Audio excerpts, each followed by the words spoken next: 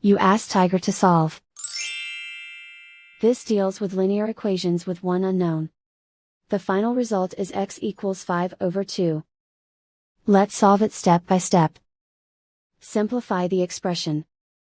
Expand the parentheses. Simplify the arithmetic.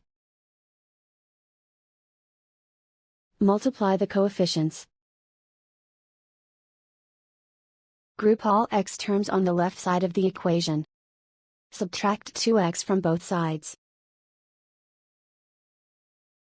Group like terms. Simplify the arithmetic. Group like terms. Simplify the arithmetic.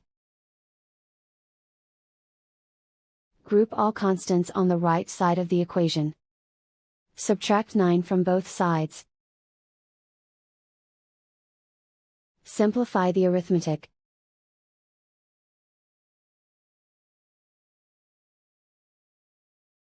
Isolate the x. Divide both sides by -8.